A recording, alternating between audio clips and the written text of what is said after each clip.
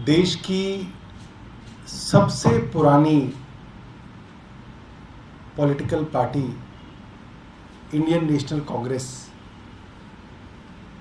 जिसके विषय में लगभग रोज लोगों के बीच में चर्चा रहती है कि कांग्रेस की बदहाली के कौन लोग कारण हैं, कांग्रेस क्यों उभर नहीं पा रही, इसके पीछे कौन लोग हैं, कांग्रेस की लीडरशिप के अंदर क्या समस्या है। और अब कांग्रेस के विषय में जो बातें सामने आ रही हैं उससे ये लगता है कि कांग्रेस में ना सिर्फ लीडरशिप का क्राइसिस है, कांग्रेस के पास आइडियाज का भी क्राइसिस है। कांग्रेस का लोगों से जुड़ाव इस हद तक खत्म हो गया है कि उनके पास कोई अपना मैकेनिज्म भी नहीं बचा कि वो ये जान पाए कि लोग क्या चाहते हैं, जनता क्या चाहती है। और इसका सबसे बड़ा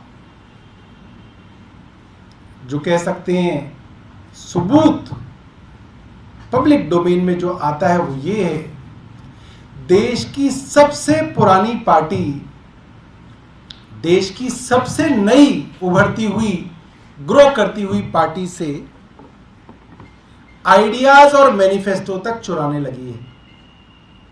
मैं देख रहा था कि क्या कोई तरीका है कि हम अपने इलेक्शन मैनिफेस्टो को कॉपीराइट करा लें कि कोई और ना चुरा पाए।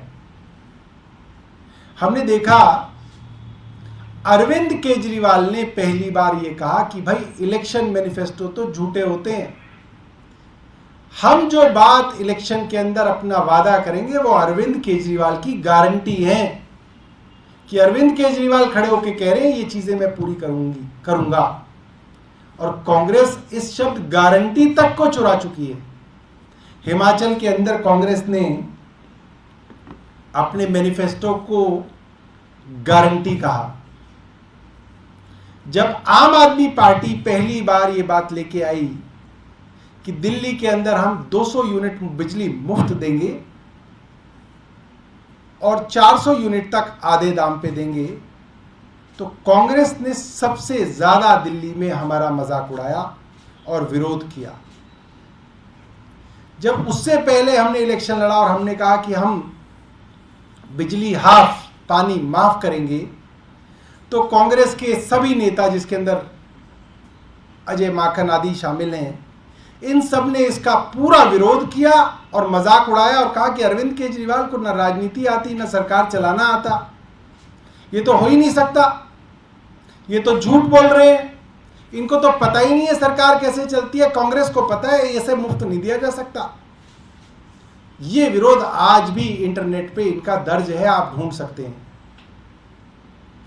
और अब क्या किया इन्होंने, हिमाचल प्रदेश के अंदर जब इन्होंने चुनाव लड़ा तो कांग्रेस पार्टी ने अरविंद केजरीवाल की गारंटियों की कॉपी की। उन्होंने कहा 300 यूनिट तक बिजली हिमाचल में मुफ्त देंगे। जैसे पंजाब में हमने कहा कि महिलाओं को मासिक भत्ता सरकार की तरफ से दिया जाएगा, तो कांग्रेस ने पंजाब में हमारा खूब मजाक उड़ाया। कैप्टन अमरिंदर सिंह हो, चन्नी हो, सिद्धू हो, सब लोग कहते थे तो हो ही नहीं सकता, ये तो सरकार बनाने के लिए आप लोगों को बेवकूफ बना रहे हैं। और वही महिलाओं के मासिक भत्ते को इन्होंने हिमाचल प्रदेश के अंदर अनाउंस किया और कर्नाटक के अंदर अनाउंस किया। आपने भाई क्यों किया?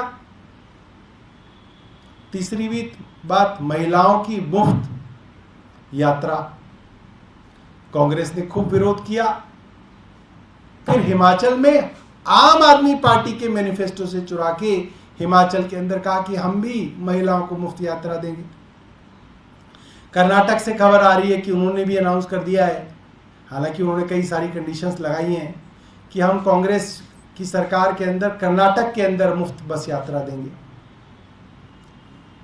और ये बहुत गंभीर बात है कि कांग्रेस के पास आज अपने ऐसे लोग भी नहीं बचे जो जनता के साथ बात कर सकते हो, जनता के कांटेक्ट में रह सकते हो और जनता के लिए एक अपना ओरिजिनल मैनिफेस्टो बना सकें। ये हालत भी आज कांग्रेस के अंदर नहीं बची है। ये बेसिक क्वालिफिकेशन भी आज कांग्रेस के अंदर खत्म हो गई है और हर चीज को कॉपी करने की, कह सकते हैं सीसीसी, कॉपी कैट कांग्रेस, हर चीज को अरविंद केजरीवाल से जो है चुराते हैं। भाई अगर आपसे पार्टी नहीं चल रही, आपसे के पास आइडिया नहीं है, आपके पास मैनिफेस्टो अपना ओरिजिनल नहीं है, आप सब चीज जो है अरविंद केजरीवाल से चुराते हैं, तो बहुत गंभीर बात है कांग्रेस के लिए। मैं एक बार ये भी कहूंगा, प्रियंका जी भी अपनी तरफ से 2 शब्द जो है इसमें कहेंगे।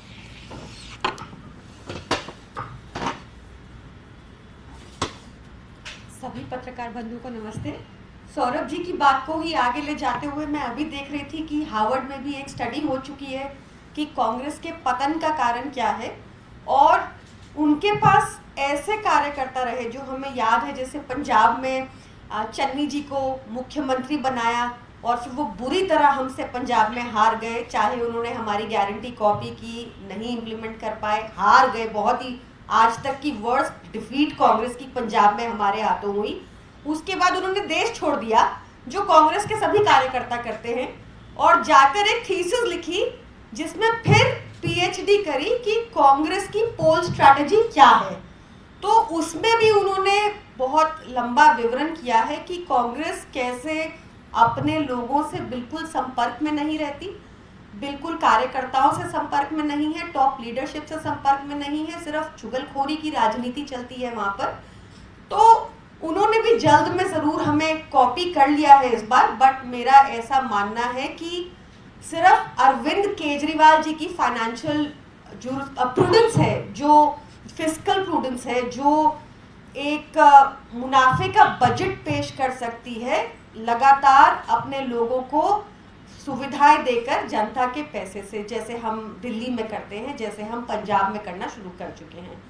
तो कर्नाटक में जो खबर आ रही है, इंफ्रास्ट्रक्चर के प्रोजेक्ट्स रोके जा रहे हैं ताकि फंड्स यहाँ पर अपने पोल प्रॉमिसेस को पूरा करने के लिए हो पाए।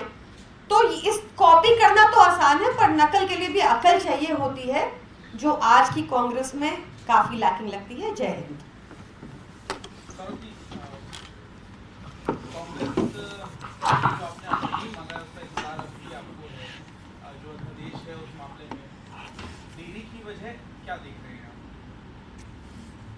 कांग्रेस में अक्सर डिसीजंस देरी से होते हैं। उनकी तो गोवा के अंदर सरकार नहीं बन पाई थी, वो सोचते ही रह गए थे, बीजेपी सरकार बना के ले गई।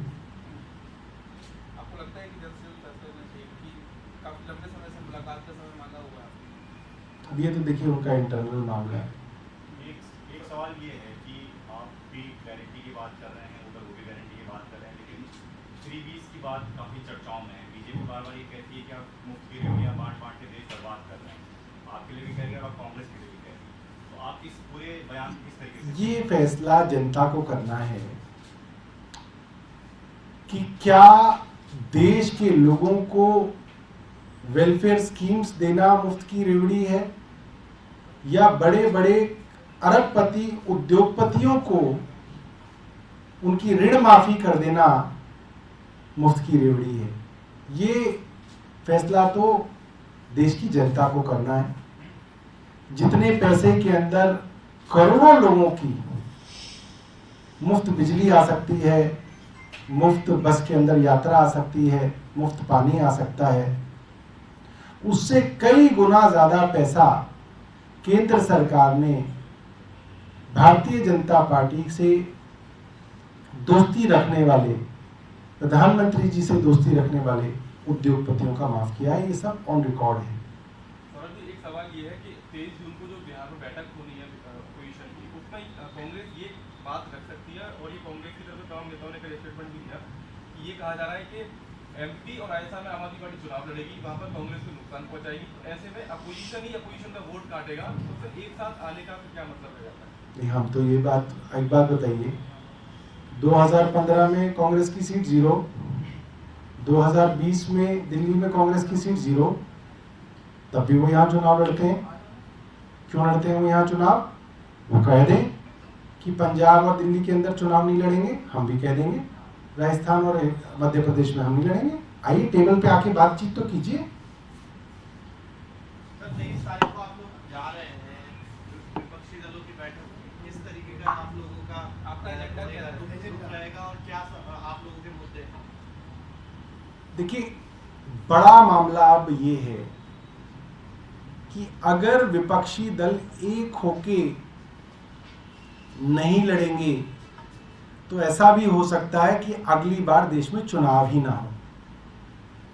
भारतीय जनता पार्टी जिस तरीके से विपक्ष को कुचलने में लगी हुई है, साम दाम दंड भेद, सीबीआई, ईडी, इनकम टैक्स के छापे जिस तरीके से विपक्षी नेताओं के यहाँ लग रहे हैं और उनको जेल में ठूसा जा रहा है, इसकी पूरी संभावना है कि अगर 2024 में प्रधानमंत्री नरेंद्र मोदी बनते हैं तो वो सारे के सारे संविधान को बदलकर डिक्लेयर कर देंगे कि अब जब तक मोदी जी जीवित रहेंगे वही इस देश के राजा बने रहेंगे। और इस देश के अंदर जो हजारों लाखों लोगों ने कुर्बानियां देके ये आज़ादी पाई है, वो आज़ादी जो है इस देश से खत्म हो जाएगी।